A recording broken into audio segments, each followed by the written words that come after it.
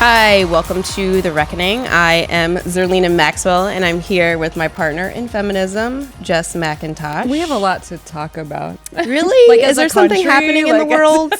I must have missed that.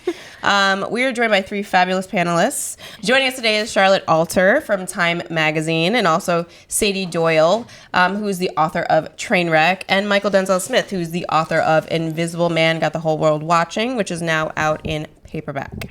Thanks so much for being here today.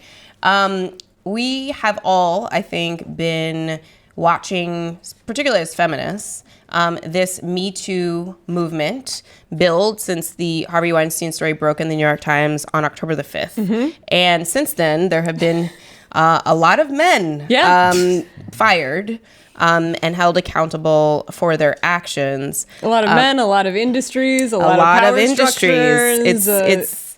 It's a lot of complicit out there. There's a lot of complicity out there. Sadie, I wanted to start with you because we're calling this The Reckoning because, one, it's the word that just makes us feel good. It makes me feel good to say this, a reckoning. But I just wanted to first define the word reckoning, because a reckoning is the action or process of calculating or estimating something. And I think it's important to sort of start with that context because, one, we are essentially getting an accounting of how pervasive this problem is, and people are being held accountable for their actions. So how do you see this moment as a reckoning on the issue of sexual harassment and assault? Well, I am excited by how I'm hearing people talk about it. People are talking about it as a seeing the Matrix moment. You know, you can list statistics till you're blue in the face. You know, I think it's 1 in 4 to 1 in 5 women will experience sexual assault within her lifetime. 1 in 3 women is sexually harassed in the workplace. You can say that, and those numbers don't communicate.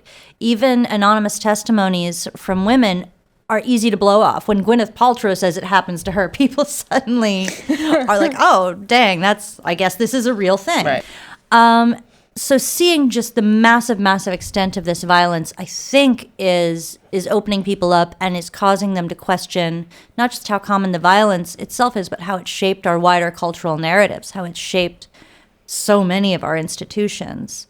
What worries me, though, is that just as someone who's sort of covered sexual violence since the late 2000s, there have been a lot of moments like this where women come forward, where survivors, because obviously there are men and non-binary survivors coming forward, we share our trauma. We tell you what it is. Everybody goes, gosh, I never knew it was such a big problem. And then it goes away. We get, survivor fatigue, and the whole thing has to happen again in 2 years. That's what I'm really worried about. Have you ever seen something that has ended with this kind of outcome before? This is where I feel, and maybe I'm being naive and hopeful because I'm grasping at anything I can possibly grasp at in 2017 in America, but it feels like this is one of the first moments where we've seen heads roll.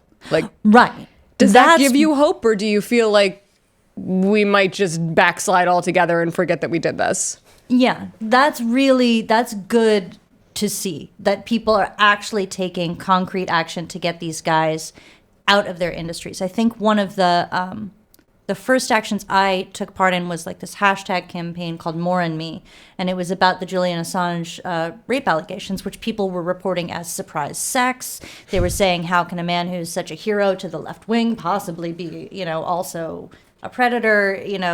Keith Olbermann and Michael Moore literally laughed off the allegations on air. Assange's reputation was dented after that. But, Moore and Olbermann more or less kept their jobs. Everybody rolled on as if it had been, a regrettable incident, but ultimately not really a career ender for any of those men. This is, seeing Harvey Weinstein go down, it's almost as if seeing that it was possible for a guy who was that big and that powerful has emboldened people to bring about actual consequences for lower level predators. And I think that's a really positive development. To that point, Charlotte, in terms of the the foundation of this conversation. I think your recent Twitter thread was prescient in this moment. You recently tweeted that sexual harassment is just the symptom. Institutional sexism is the disease. This moment is not really about groping or kissing or weird penis stuff. I appreciated that. We are witnessing a massive renegotiation of credibility. This revolution is not about who did what to whom. It's about who is presumed to be telling the truth. This applies beyond sexual assault allegations. Can you unpack that for us? Because I think that was really on point. Yeah. Sure, yeah. And this is something that is actually, that I think is actually relevant to what happened last year during the election. And especially when you think about, all of these powerful men who helped shape our narrative of the way we thought about this election and the way we thought about Hillary Clinton. What is, like Sadie said, there's nothing new about sexual harassment and assault. It has been happening not just for decades, but for millennia. What is new is that now when somebody comes forward, and I do think that this has been a change, now when somebody comes forward, there is the presumption of guilt rather than the presumption of innocence. And I think that there is a valid discussion to be had about whether or not about how fair that presumption of guilt is, because again, we are a system of laws, and in this country we should have a presumption of innocence. But I think until now there was a sense that a woman coming forward with an allegation like this is like a kooky liar, or she's why would anyone believe her kind of thing. And now I think there is really, like you said, a reckoning, and a sense that that you at least have to take these allegations seriously in a way that you didn't have to do before. And to me, as somebody who, I feel like I experienced this last year, just in terms of watching whose analysis of what was happening in the election was presumed to be expert. And you had all these men, many of whom now are revealed to be pervs, right? Mark Halperin thought that pussy grabbing was not illegal. Right. just to put an example out there. Right. He had to be told that was not actually okay. Exactly. So you had women, going on TV saying, hey, maybe it's super sexist when people stand up and ask Hillary Clinton at debates, why do people hate you? Maybe that's a sexist thing to say. And then you have Mark Halperin say, by the way, I should clarify, this is not an actual exchange that took place. This is just my general We are following you into right. Yes, this is just my general memory of the kinds of conversations that happened last year, where women would say, hey, this thing is sexist. And then an expert male would say, no, you're wrong, it's not. And I'm an expert and I know and I'm telling the truth. And my take is what's true and real. And I think that we're seeing that that's not the case anymore. Yeah. Well, hopefully we can. Hopefully. This is okay. So the thing that concerns me is that everything that you've just said is right and true, and it seems like it requires a nuanced conversation in order to implement it at a systemic level that's going to make us all arrive at a better, more enlightened place. And man, I have zero faith that our political system is capable of doing something like that. I have tons of faith. Really? Tell me. Oh my God. Do you guys know that a pink wave is coming? There are so many women running for office next year. Yes. And I think that that's something that is, if you're looking for something to hope for in 2018, that is a real thing. Normally at this time in the cycle, Emily's List has I think 800 or 900 requests for people saying, hey, I'm interested in running for office. This year they have 22,000. It's so happening. In Georgia on Tuesday, the Republicans lost the supermajority in their state legislature because of 4 women getting elected, including a black woman becoming mayor of Atlanta. It's real and it's happening sort of all over. You're right. I have to focus on that. I have to focus on the women are coming. The women are coming, and that's part of the reckoning. Mychal, you're the man here today. Thanks. Hi, welcome. Thank you for joining us. That's what I figured I was here for. No. I wanted the panel to include a man. You are very clear and cogent on these issues, right? Yes. You've talked about these issues in a way that I think is important. And while it's true that, Sadie might say the same thing as you, coming from a man, a lot of times men are like, oh, that is an interesting point, right? So just paraphrase everything that Charlotte said. everything that they said, and then we'll listen. I wanted to quote from Hillary's book, What Happened. She tells a story about two fish swimming in the ocean, and a third fish passes the two fish. And they say to the two fish, good morning, how's the water today? And the two fish keep swimming, and then one looks to the other and says, what's water? And the story is meant to demonstrate what sexism is like. And in that story, water is sexism, right? They literally can't see it.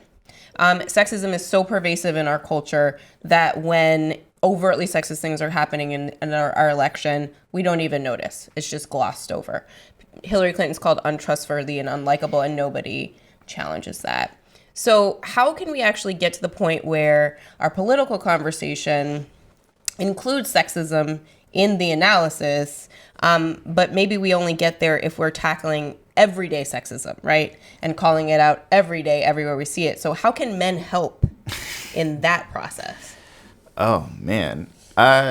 So, I mean, I am going to piggyback on some things that were said. So Charlotte's talking about the ways in which, as a part of this reckoning, what's happening is not necessarily, I don't know that it's necessarily there's a presumption of guilt immediately, but there is a taking serious of women's voices and saying, like, no, this is an actual thing. And it may take a few more steps to get to the believing of women, but we are getting to this place where, okay, people writ large are having to pay attention to the voices of women because there is the uncovering of the pervasiveness of this type of behavior, right? Where we're dealing with something that most people can agree is egregious and corrosive, right? Yeah. Like, you can read the reports of what Harvey Weinstein has done or what Mark Halperin has done, and you can find them disgusting. And at the very least, the more men who are accused, the more allegations that come out, you recognize just how deep this thing goes and how many women have been affected. It's literally, it's like every single woman, yes, right? So now you're in a position where you have dismissed these ideas before, and now we're having a reckoning, a deeper conversation about how deep this, how pervasive it is. It means that you have to listen to the people that have been affected. And so that's the very first thing, is just listening, right? And so now a lot of men are having that moment where they've dismissed offhand during conversation the voices of women, telling them their stories, telling them, and now it's like, oh, it's the men that I actually know, because if you're talking about, like, in media, like, you saw that shitty media men list and you saw some men on there that you know, right? You recognize that it goes much further than what you've understood it to be, and so that first step means that, like, the recognition that I don't know as much as I thought I did, and then listening to the voices of the people who have been affected by it. Like, what does that translate into? I'm not quite sure just yet, right? I think that there's an ability right now to hold accountable the most visible and in some instances the most powerful, because those are the easy targets, right? It is much, much more difficult to hear things reported to you about someone's experience and then hear yourself reflected in that, right? Like, to hear behavior that you have participated in and then say, oh shit, that's me too, right? Like, that's me too on that end, right? And to know that, like, the everyday things, right? Like, oh, I did speak up over that woman that was trying to express an idea in a meeting. I did like walk behind this woman and make her feel unsafe just because I thought I was admiring her, right? Like all of these things that you feel are just normal everyday occurrences, now you have to reevaluate them. And I don't know if that process is taking place. That's the piece that I want to make sure that we still have the hope about, to what you were speaking initially, Sadie, is if this stops at toppling some of the baddest of bad actors, and then we let it go, then I feel that we will have been in the same sort of situation that we've been. How can we spread it beyond that guy's a rapist and he has to go, and make it more, because systemic problems happen on a systemic level, which means that like good men are complicit, women are complicit, I am complicit, like everyone needs to be thinking like, what jokes have I participated in? What jokes have I laughed at? When did I not say something? When did I objectify somebody? When did I really hate that girl's basic outfit and think a little bit less of her when she walked in? Like, I still do that kind of shit. So how do I unpack that now? And how can we communicate that kind of, it's not a bright line, you're a rapist or you're a good guy. How do we get men to understand that they're complicit even if they're not a bad guy? I think that, that's a level of just like personal honesty and self-interrogation to like look at the New York Times story about the complicity machine behind Harvey Weinstein, right? Well, okay, well, that's a different level of complicit. Hiring Mossad agents, I'm putting on the same level. But that's the thing, is just like, that operates on one level, but that operates on every single level that you've made excuses for your homeboy that made those rape jokes or like made a really misogynist comment, and you're just like, he doesn't really believe all of those things or whatever. You've done that. You've said those things, and then you're like, no, but my politics generally are good, so it's fine. Or I have respect for women, like this generalized like body of women that you have this like nebulous concept of respect for. Right.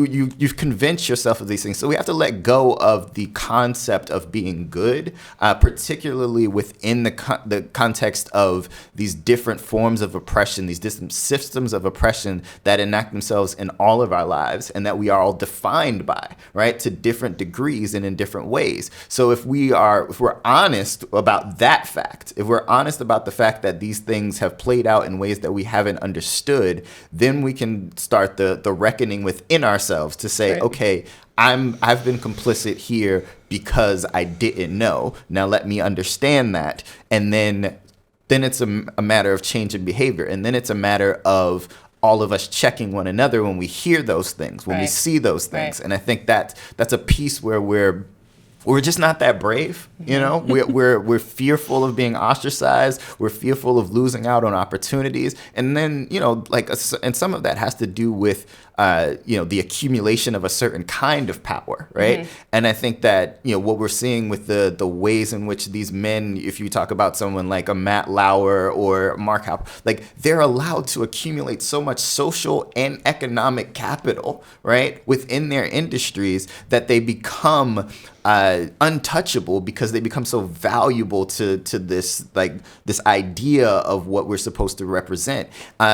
What if we diffuse that? What if it's not a figure that comes down on high to like do the dad voice or the God voice or whatever it is that we like associate that with? What if it is more democratic than that? What if we take that salary that Matt Lauer was being paid and you distribute that to more people doing that kind of work, like and telling different kinds of stories? So I think like the pursuit of that specific kind of masculinized power allows us this space where we can write off these things because we're searching for something else. And I think that it's ultimately corrosive for all of us, like internally, like on our soul level, Yeah.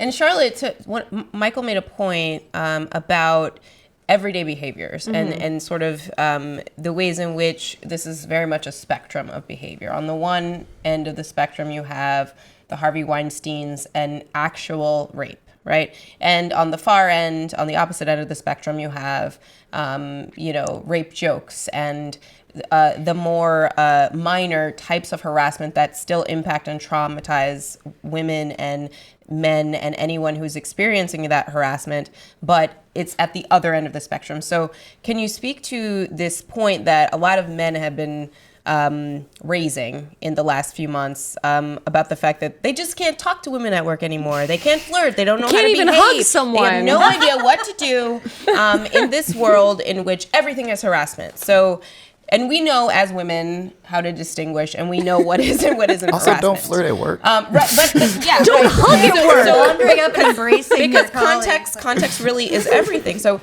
can you speak to sort of the spectrum that is harassment and assault, and how we can talk to men now who are, I think, a little worried about whether or not they can actually talk to their coworkers? Totally. So I think that you made a really good point.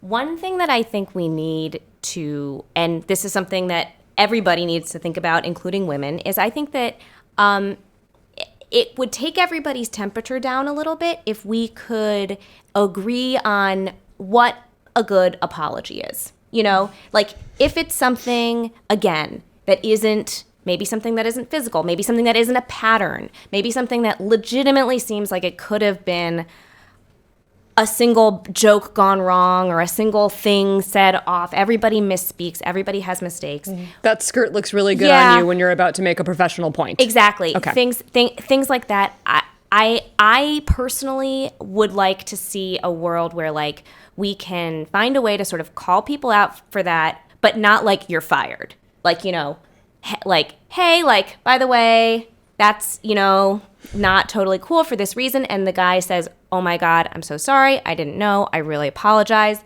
And then we find a way to like put it to bed, you know? Mm-hmm. I think that's healthy. One of the things that I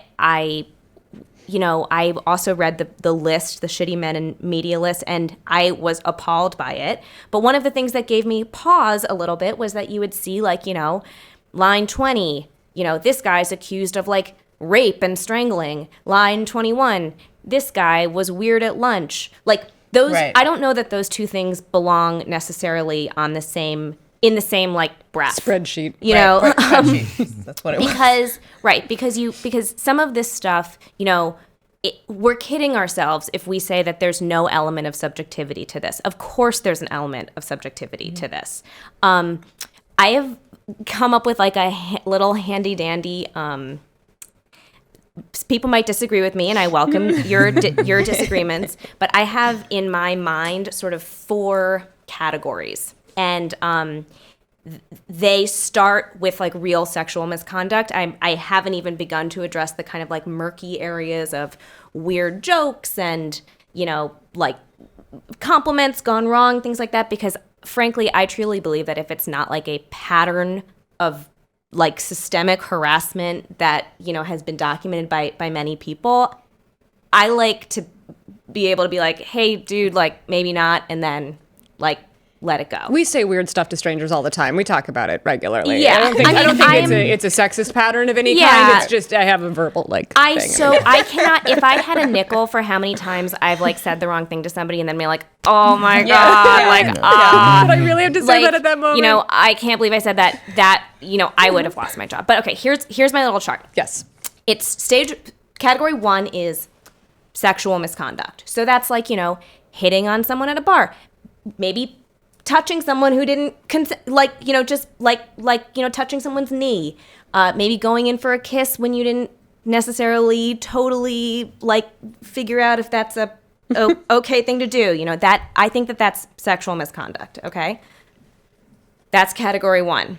Category 2 is sexual misconduct plus workplace. Okay. Mm-hmm. So that's when you're doing that kind of stuff with people that you work with who are subordinate to you. And it is something that is affecting their professional life, okay?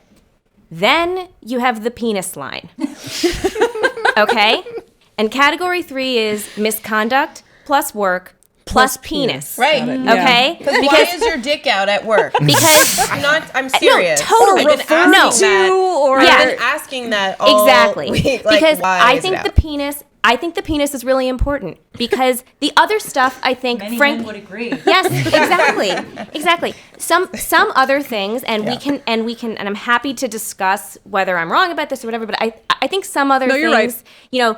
Dancing, whatever, compliments, maybe can be misconstrued. There is really room for ambiguity about a hug or maybe a kiss on the cheek or something like that. When your dick's out, there's no room for ambiguity, right? So category 3 is misconduct plus work plus dick. And then category 4 is rapists and criminals who should be in jail, like Harvey Weinstein. So that's kind of how I've begun to think about these things. I appreciate this greatly. This is really going to help categorize my thinking. Yeah, because there are some people, and for example, I would put, and I've had friends who disagree with me about this, but I would put Glenn Thrush in category 1. Because he was creepy at a bar. He was hitting on people that he shouldn't have been hitting on. It was icky. It was gross. But he didn't necessarily have the power to hire and fire those people. So I think that we do have to think about, look, are we going to, is Glenn Thrush, who's, trying to kiss women who aren't his wife, but he can't hire and fire them and his dick's not out, is that the same as Harvey Weinstein? Can we 1.5 it because they were younger people in his industry and somebody who is incredible? Yeah, absolutely. My only concern about it is that you can be in that category to it doesn't have to be your boss to be something that puts you totally back on your heels as a woman in the workplace. Completely. But this is why I think the categories are important. I think they are. It can help us. I'm totally up for 1.5. Is it a 1? Is it a 2? Whatever. But I just think it helps me to think about these things clearly because I worry that there's almost a panic where it's somebody saying, "Oh, you look nice today," is suddenly Harvey Weinstein style rapist. And I just think that's not good for anybody. It's not good for men. It's not good for women. Right. Sadie, if you want to follow up on that. I wonder if it's not also useful, though, to think about all of these little things as being on a spectrum, because I tend to agree that, a minor thing, an insensitive comment, or something that comes off creepy and sexual, or you just hug everybody and you don't get why people are starting to avoid you in the hallways, that can be a very minor thing. When it begins to be repeated through people's discomfort, then it's not so minor. Then it's just one part of a subtle, pervasive pattern that's just, it's not necessarily traumatizing people to the level of a Harvey Weinstein, but it does destabilize them in the work environment. It does remind them that they're not fully taken seriously. They don't fully belong there. And I think that, as we get to this point, it's great that we're finally firing these guys. It's great, I love the questions you're asking. Obviously I didn't assault anyone. Did I tell the rape joke? Did I laugh at the rape joke? Did I make someone feel comfortable when he was making others feel uncomfortable? Maybe we could start to think about how that privilege and how that subtle rhetorical violence or sometimes flat out physical violence is packed into how we think of power in the first place. Harvey Weinstein can warp a whole industry around himself until before long everybody needs to do business with Harvey, and in order to do that business you need to become complicit. Younger men coming up see that the men on top are abusive. They get the same message that younger women do when they're coming up, and they see that women in this business do not get ahead unless they learn how to slap a smile on their face and look like they're enjoying it. We're incentivizing abuse when we allow abusers to be our most powerful and prominent members of our community. So in a sense, is it a 1? Is it a 1.5? Is it a 2? That can be useful, especially when you're meting out consequences in specific cases, because I agree, you can't just treat every single incident the same way. But to think about it all as interconnected, as a net, as an overarching structure of oppression, basically, helps us to understand how we are subtly or not so subtly forcing women out of industries where they have something to contribute. And I'm curious, Mychal, if you... because I've talked to male colleagues about this in the past few months. Men, a lot of there are some people who believe that harassment is an inevitable thing, because if you put men and women together in the same room, they're, men are just naturally going to harass that person. You shouldn't be alone in rooms with those people. They can't help themselves, right? And I always point out that there's plenty of men who don't engage in these behaviors. Yes. So as a man, and as the man on our panel today, speak to sort of like what you think about, like, women are people, obviously, in your view. I mean, I think we can all agree on that on this panel, I hope, right? I'm not going to try to stir any controversy there. Right? All right. Decree. Great. Good. Got it. So with that in mind, right, how do you speak to other men about how they can sort of change the way that they even look at and approach and interact with women in the workplace or anywhere? Yeah, no, I mean, these behaviors are not natural, right? They are socialized. You are trained to understand women's bodies as belonging to you. And I mean, this cuts across even sort of like a sexualized way of dealing with women. It's like the idea that that's simply like, I can touch you in whatever way that I want and decree that it is not sexual because you are a woman. Your body is there for that purpose, right? And so, I mean, that's the first sort of like understanding is like, would you appreciate anyone touching your body in the same way? Do you not believe in your own autonomy? Why wouldn't you extend that to someone else? But I think it's a difficult conversation to have, particularly if when a person has a self-conception of themselves as good, right? And have vested so much of their identity in that goodness, right?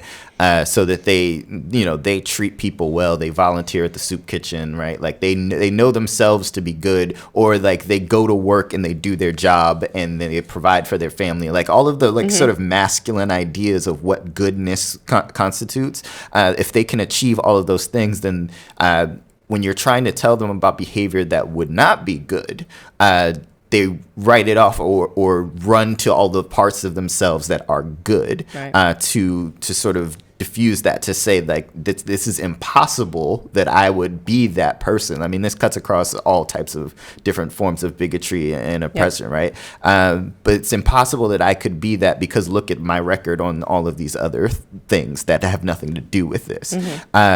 So it's breaking through that is really difficult. But I think it does take more than an individual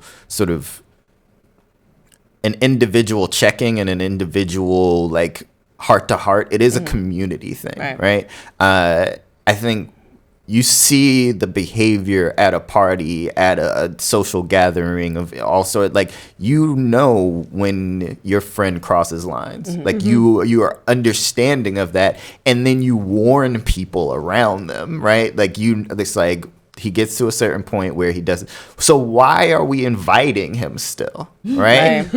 You know that behavior is a part of his presence. Why do you still invite him? And if you are going to invite him, why, when that behavior happens, no one takes him aside, right? You're just like, well, I gave everybody fair warning. That's not the way that this operates, or that's not the way that it should operate, right? Like, I mean, just thinking about that shitty media men list again, like, I mean, it came down from Hamilton Fish, who used to be at The Nation. I write for The Nation, was at the Nation Institute as a fellow at the Nation Institute. And the first Nation holiday party that I went to and was made aware of Hamilton Fish's presence, the next thing that anyone said was, that guy's a creep.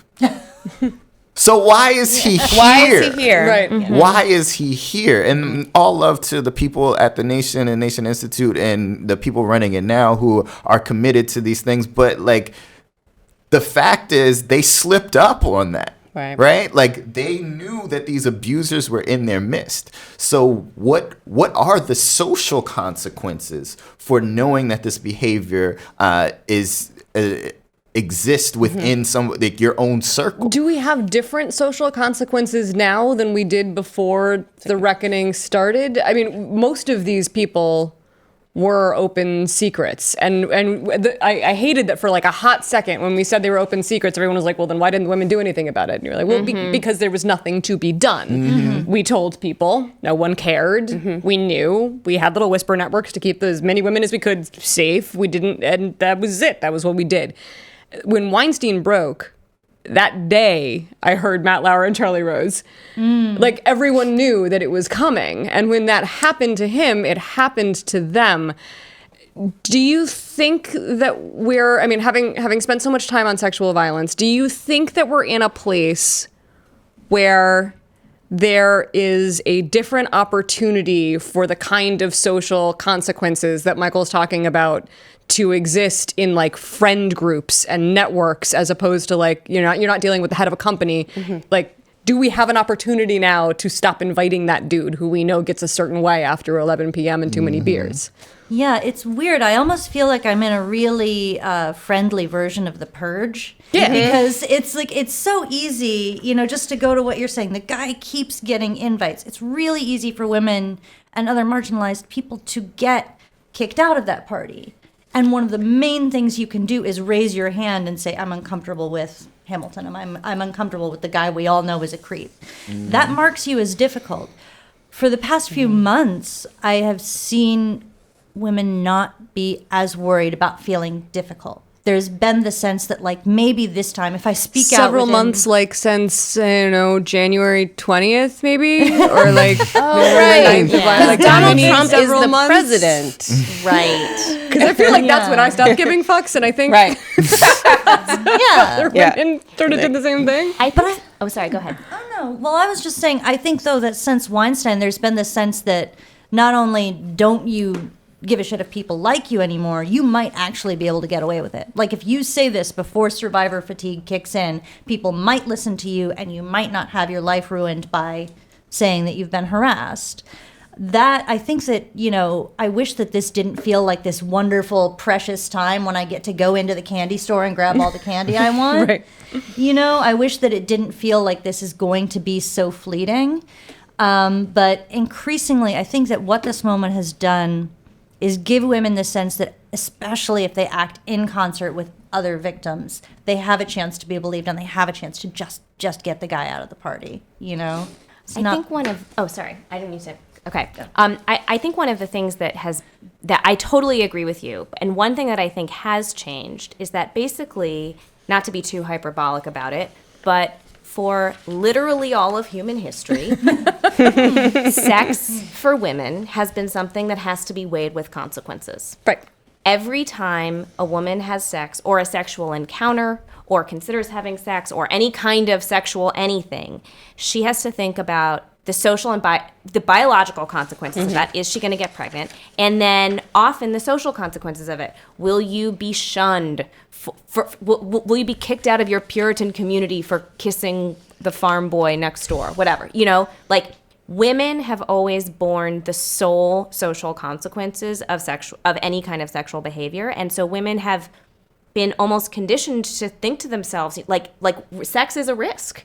And it shouldn't be, but it socially has been. And I think for the first time, men are approaching sex thinking, this is a risk. So there's almost a transference of risk and a transference of caution, that the same kind of cautiousness that women have always approached sex with, men now also have to think, will I face social consequences for having sex with this person in this way? How delightful. Yeah. I'm totally okay with a little bit of like consequences. Well, yeah, let's just share a the little bit burden of thinking. I had an interesting conversation with a man this week, which was great. About how we were talking about stairs. We were talking about stairs. There were clear stairs in a place, and every time I see like clear stairs somewhere where like the bottoms of the stairs are clear and the sides are clear, it's like that no women were involved in the committee creating those stairs because like you wear skirts, so no. So this guy was saying that whenever he's walking behind a woman on stairs and she's wearing a skirt, he makes sure to stay back 4 or 5 steps so that so that she doesn't feel like he's trying to look up her skirt. And I'm thinking, my first response was, that seems like that's a lot of work to do. And then I remember all the times that like I walk through the parking lot with my keys in my fingers, like that's going to do anything. Like we're always thinking about like when we're going to get jumped. Right. So maybe if men think for like 25% of the time about how to go a little bit out of their way to make women feel safe, that could be a fun thing. I think so. If we all bear that burden just a little bit. Just thinking a little. If men had to think. Thinking a little. It would be like, wow, that's revolutionary. That would change the world. In some of our conversations about this in the past few months, the name Donald Trump has come up. Who's that? The president. I don't know if you heard. Sorry. So I want to ask actually each of you, do you think what's happening right now is a consequence of Donald Trump being the president post Access Hollywood tape? Mychal, you go first. No, absolutely. This doesn't happen in quite the same way. It would just be a much longer process. It would be the moments that we've experienced sort of happening and then fizzling out. And as we've understood it, if it weren't for the fact that he got away with it, and not just got away with it, he was rewarded. Right. He became the figurehead of this nation, the elected to the highest office in the land, leader of the free world, even though everyone heard that, right? So, when you're feeling like, okay, it's as clear as possible and still no one's listening, then it's time to unravel it all. It's time to shout as much as possible, because what other recourse do you have?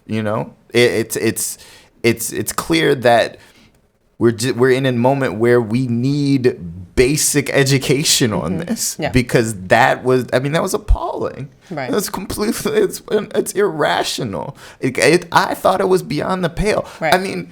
Mitt Romney said binders full of women. And we were like, oh, and everyone's like, it's done. His campaign is over. Right. He can't recover from that.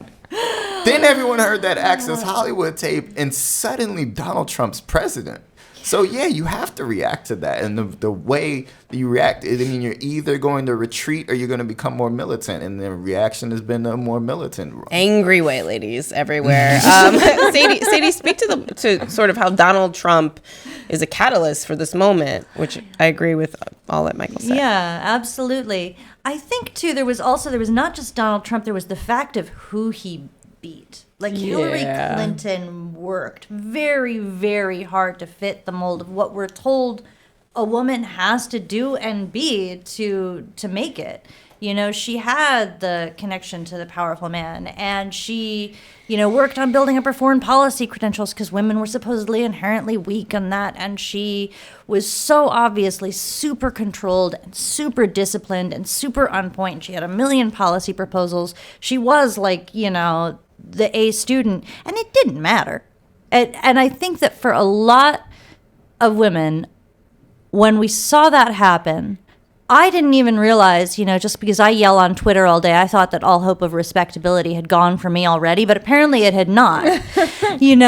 That I realized, maybe there really is no way to work hard enough to be good enough, to maybe asking politely just doesn't work. Maybe it is okay to be super duper mad about this stuff. Yeah. And I think that realization that you could work really hard your whole life to be respectable and be nice and get this done the right way or the polite way, and you could still fail in the end, that is fueling a lot of the very raw expressions of anger we're seeing right now. Absolutely. Charlotte? I think I totally agree with what both of you said. So a couple weeks ago now, maybe like last month, was the Women's March Convention. And the name of the convention was Reclaiming Our Time, after the Maxine Waters quote, when Maxine Waters in Congress got cut off and she said that she was reclaiming her time. I've been thinking about that a lot because I think a lot of women feel like this was supposed to be our time. We had the most qualified woman candidate ever. Barack Obama said she was the most qualified candidate he'd ever seen, period. Not even woman candidate. We had the most qualified woman candidate in history running against, somebody who had bragged about grabbing least pussy. qualified. Exactly, right. I think a lot of women felt like this was supposed to be our time. And so this moment is not really just about Maxine Waters specifically reclaiming the 10 minutes of speaking time that she lost. It's about this larger reclamation of like reclaiming this era that was supposed to be about the triumph of women and instead has been about something totally different. And so I think a lot of women are just fed up. And I think one of the things that the Women's March convention was really good at, and I think like I was saying before, one of the things I am excited about is that I think Sadie's right. This anger will not last forever. This hot rage about these specific allegations about sexual assault and harassment, I think it is in some ways going to transition because it can't not. It's too angry. It's too hot right now. It can't stay hot like this forever. But I think one of the things that gives me hope is there are already these mechanisms for like transforming that anger and that rage into political action instead of just letting it kind of fizzle out. And I think that's happening on the grassroots right now, and I think it's going to continue to happen through 2018. I think so. Jess, do you want to ask a last question? Yeah, sure. I think it's I want to end on a note where we're all able to like decide where we go from here. Like how can we each go? How can yeah, seriously. How can we each personally help foster a sense that this is bigger than a month long, bigger than a trend, bigger than Donald Trump, because this shit was here before he was, and hopefully some vestige of it, just a vestige of it, will be here after he is gone. Like, what can we and everybody listening to this conversation who wants to be able to take it back to their own lives do? If just the first thing that comes to mind that you can take home and apply in your own world to help sort of dismantle these power structures bit by bit for the people you love and those around you. Super easy one. I'm going to walk farther behind women on stairs. That's for me. Not really. I'm going to speak up even more than I already do. That's what I'm going to do. I'm not going, not that I was ever a shrinking violet and letting things slide, but sometimes I pick my battles and I'm probably just going to fight them all. I think I'm going to watch out for what I can do for the women around me. Yes. And in a more mindful way than I have. How can I try to help younger women not experience what I have? See? Right. And I think on that note, one of the most powerful things we've seen women do is talk to each other about the guys around them and compare experiences. If somebody has behaved in a predatory way to you, given what we know about predators, he is almost certainly not doing that because you are uniquely bad or weak or deserving. He is doing that because he does that to people. So if you can connect with the women in your life, if you can find the other people who've been hurt by some of the same structures or people who've injured you, you can become a force to be reckoned with, and I think that's a great thing to do. I would say the thing I'm trying to do is kind of give more credit to more women. Not even just in terms of just I feel like it takes so little to sort of call out somebody else's incredible work and just be kind of like I feel like there's so much negativity out there, and so much of it is, embedded in our politics in this moment. I'm trying to just, if somebody writes a piece that's amazing or makes a, makes a TV show that's amazing or whatever, I'm just trying to put more genuine, positive enthusiasm for people's work out into the world. I think in part, what I want to do more is to consume culture created by women in a way that decentralizes the idea of the male genius, right? And so that we're recognizing the multitude of genius.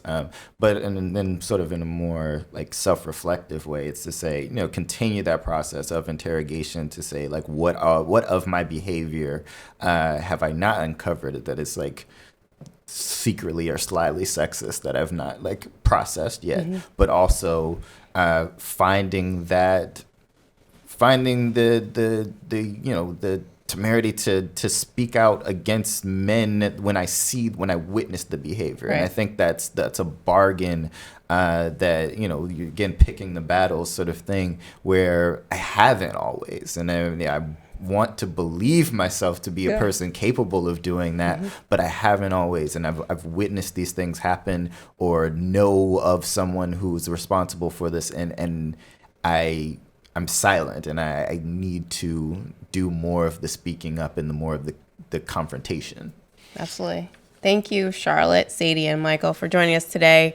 This is just part one of the series that we're doing here, The Reckoning. I believe there is more to talk about. Oh, no, we're done. That was it. We fixed it. We You're solved welcome. it. We're over. It's over.